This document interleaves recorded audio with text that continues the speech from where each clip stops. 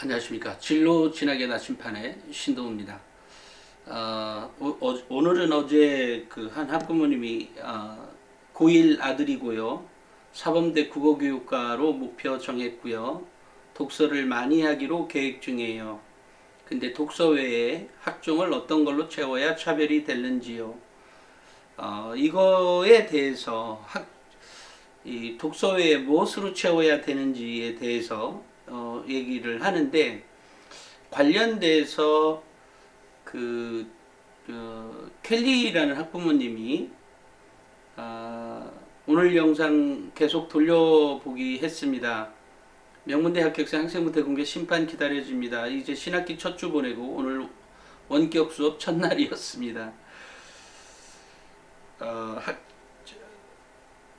전 학교하고는 다른 시스템에 적응하고 있습니다. 아이가 그날그날의 생활 가운데 본인의 기록을 남겨놓는 것에 익숙치 않은지 어려워하더라고요. 저랑 수다 중에 이런 걸 적어 놓았어야 하는 거네 하며 기록장에 기록을 하더라고요. 워크북 참조를 해도 와닿지가 않나 봅니다. 아직은. 해야 됩니다. 이 기록이요. 이 워크북 같은 경우도 이게 아주 재밌는 게, 지금 밑에 있는 좀 전에 먼저 읽었던 학부모님하고 이제 같이 연관이 있는 얘기인데, 이 플래너나 워크북 같은 거 있거든요. 물론 우리 에듀진 나침판에서도 나오는 거가 있습니다만,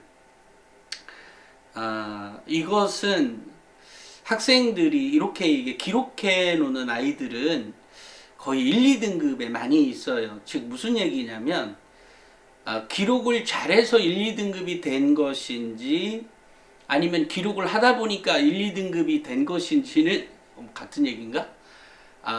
공부를 잘하는 애가 1, 2등급인 것인지는 모르겠어요. 그러니까 워크북을 잘 기록해 놓는 학생들이 1, 2등급인지는 모르겠지만, 제가 이제 쭉 그 학생들을 만나다 보니까 낮은 등급에서도 기록을 그렇게 해놓게 되면 높은 등급으로 올라가는 학생들이 많더라.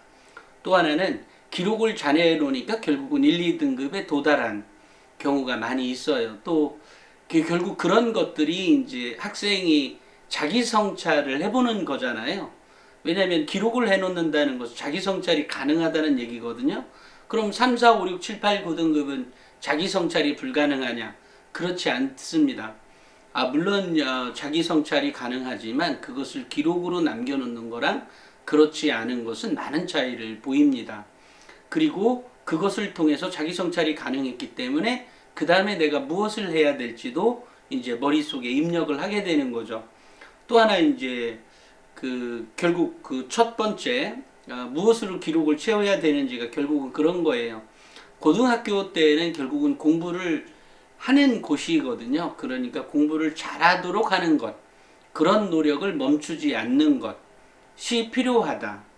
그러려니까 지금 좀 전에 여기 그 원격 수업 첫날이라 그랬잖아요. 원격 수업이 그 작년에 보니까 애들이 왜 이거 안 켜놓고 왜 왔다리 갔다리도 하고 잘 안 듣고 이러다 보니까 이제 교육부가 알게 된 거죠. 상위권과 하위권 학생들의 격차가 너무 커져 버렸다.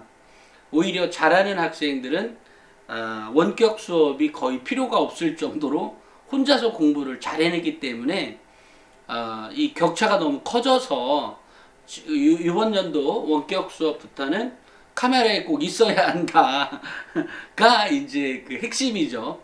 그러니까 작년에 놀았던 원격 수업 때문에 죽겠어. 죽겠는 건 뭐 1, 2등급도 마찬가지예요. 중요한 거. 3, 4, 5, 6, 7, 8, 9등급 학생들이 꼭 알아야 될, 명심해야 될 것은 1, 2등급도 힘들어요. 그걸 쳐다보고 있을래 봐요. 중간에 뭐 딴짓도 하고 그러려니까 어찌됐건 그 앞에 있어야 되는데, 그죠. 이제 예전에는 이제 한 강의실에서 선생님이 수업을 하고 엎어져 자든 말든 뭐 이렇게 하는 거지만, 이제는 이제 쳐다보아야 되는, 그러니까 1대1의 케이스니까 아직까지 애들이 그런 상태에서는 어떻게 개길지를 잘 정하지 못했을 것 같아요. 그 생각만 해도 우습네. 근데 결국은 제가 지난번에도 한번 강의를 갔는데 원격 수업을 하는데 애들이 그걸 켜놓으라고 해도 잘 안 켜놓고 또 가끔이라도 키는 애들이 있어요. 뭐라고 하면 또 야, 좀 얼굴 좀 보게. 내가 너네들을 봐야 내가 조금 더 열정적인 강의를 좀 하지 않겠니 해도 다 꺼놔요. 물론 뭐 세수도 안 했고 뭐 여러 가지 상황이 있을 거라고 생각은 듭니다만 그렇지만 그 중간중간에 켜놓는 아이들 나중에 선생님이 그러더라고요. 중간중간에 켜놓는 저 아이들이 이 학교 1, 2, 3등입니다 라고 얘기를 해주더라고요. 다 상위권입니다 라고 얘기해줘서 제가 역시 공부 잘하는 애들은 다르더라 라고 하는 거죠. 여기서 제가 지금 얘기했잖아요. 공부 잘하는 애들은 다르더라. 다른 게 뭐가 다른 거냐면 수업을 대하는 태도가 다른 거죠. 이거 매우 중요한 자세입니다. 사실 그 온라인 강의는 오프라인 강의에 비해서 온라인 강의가 더 힘들어요. 결국은 이제 강의를 할 때는 그나마 공감을 할 수가 있기 때문에 얘가 못 듣고 얘가 안 듣고 얘가 어느 상태고 이런 것들이 곧바로 확인이 되죠. 그런데 이제 아무래도 온라인은 그 공감이 살짝 떨어집니다. 이러다 보니까 이 가르치는 교사도 매우 쉽게 얘기를 해야 되죠. 그런데 이제 그 학생들이 각각의 화면에서 다 쳐다보잖아요. 쳐다보는 태도나 자세나 질문 같은 거. 이왕 뭐 온라인 수업이기 때문에 야 니네들 뭐 하는 거 질문 있어 할 때는 뭐 이렇게 손 들고 질문도 했으면 좋겠어요. 필요하다면. 이거 조금 이따 찾아봐야지. 조금 이따 찾아봐야지도 있겠지만 그것도 물론 뭐 괜찮을 것 같기도 합니다만 찾아보는 거 매우 중요한 자세입니다. 하지만 손을 들고 선생님 제가 이것과 관련해서 이게 질문을 했어요. 질문을 했는데 뭐 선생님이 충분한 답변이 가능했으면 뭐 그걸로 좋지만 선생님 제가 이것과 관련해서 이런 책을 읽으려고 하는데 뭐 수업 중에 해도 좋을 것 같아요. 왜냐하면 이게 온라인 수업이기 때문에 그런 거라는 생각이 드네요. 제 생각에 온라인 수업이기 때문에 이런 것들이 더 가능하지 않을까 싶어요. 선생님 제가 이거 질문을 했는데 선생님이 답변을 했어. 그럼에도 100% 자신이 이해가 되지 않았거나 납득을 잘 할 수가 없었다라면 이것과 관련해서 제가 책을 읽고 다음 주에 발표를 해도 되겠습니까? 라고 이렇게 물어본다는 거죠. 여기서 매우 중요한 자세가 이거예요. 다음 주에 이렇게 발표를 해도 될까요? 이렇게 이러지 말고 발표를 해도 되겠습니까? 이렇게 딱 부러지게 얘기를 해야 이 뇌가 이게 딱 각지게 비판적 사고력이라는 단어가 쏙 들어간다는 거죠. 이게 이렇게 얘기하지 말고 어찌됐건 그런 것들도 중요할 것 같네요. 지금 온라인 수업이니까 그렇다는 겁니다. 제 생각에 보통의 이제 그냥 수업이면 뭐 잘난 척만해 뭐 이렇게 질문할 수도 있죠. 그런데 지금은 수업이 끝나고 나서 학교 선생님에게 찾아가서 따로 질문을 할 수가 없죠.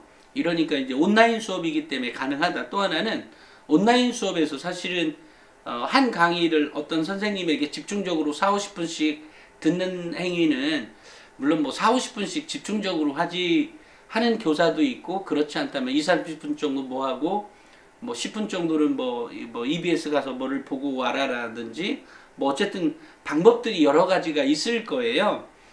그런 상태에서 자신의 역량을 보여야 되잖아요.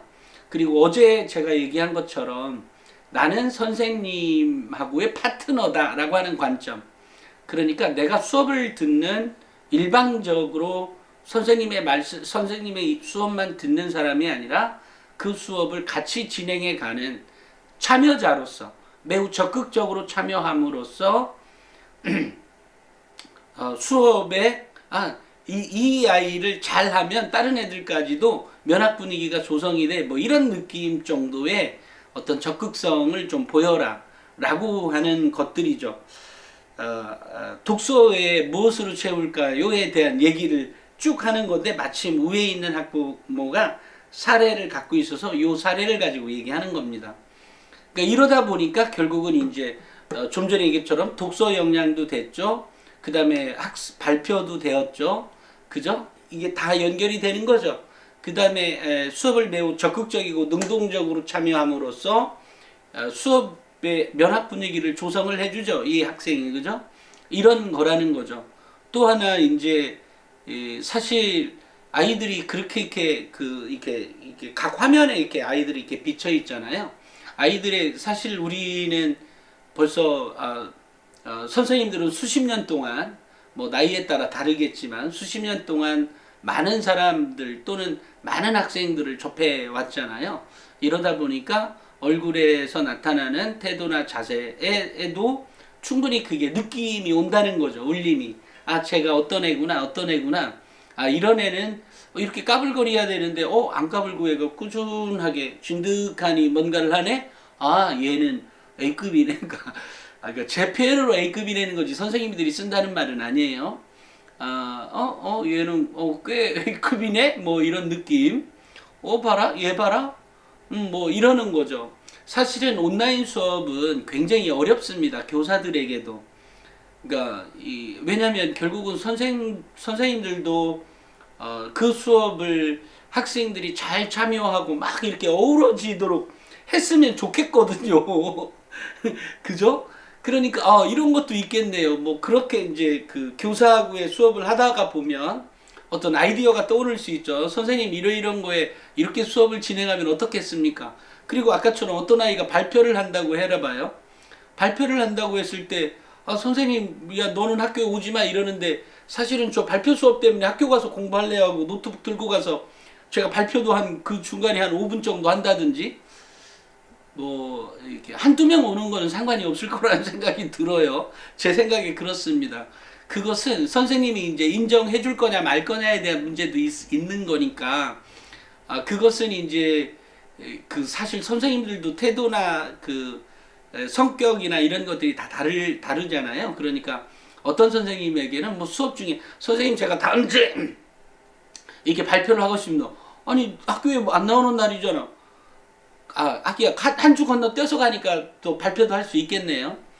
뭐 그렇게 한다든지 아니면 뭐 그 이런 시간에 예를 들면 이런 거 있잖아요. 수업 중에 이제 오프라인 수업이 있다고 하고 오프라인 수업을 하다가 그 다음 주에는 이제 한 주 건너뛰어서 온라인 수업을 하는 거잖아요.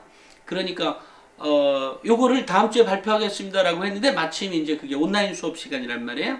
이럴 때 선생님 그러면 이게 50분 내내 수업하는 게 좀 애들도 지루하니까 제가 학교에 와서 발표를 한 5분 동안 선생님 그 앞에 껴가지고 하면 안 될까요? 뭐 이렇게 제안을 해본다든지 뭐 이런 거죠. 그러니까 수업이 예전처럼 일방적인 그 가르침의 장소가 아니라 서로 선생님도 배우는 장소가 될 수 있도록 만들어가는 거 필요하죠.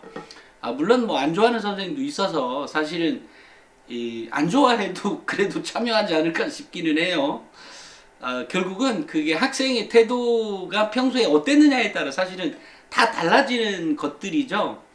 그런 겁니다. 그러니까 어떻게 보면 때로는 살짝 이렇게 그러니까 태도 이렇게 A와 B가 만나서 뭔가 그러니까 뭐 단둘이 만나는 건 아니지만 교사랑 A와 B가 만나서 뭔가 이렇게 어떤 뭔가를 만들어가는 일들은 개인별로 다 틀릴 것 같지 않아요?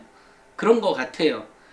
예를 들어 그 얘기는 끼고 어쨌든 이제 그런 상태니까 이렇게 채워지면 좋아요. 이게 결국은 이제 학교생활기록부가 어떻게 채워지냐에 대한 얘기잖아요. 아까 이제 얘기했으니까 혹시 이제 잘 보시는 분들은 앞쪽 거 돌려서 보시면 되겠고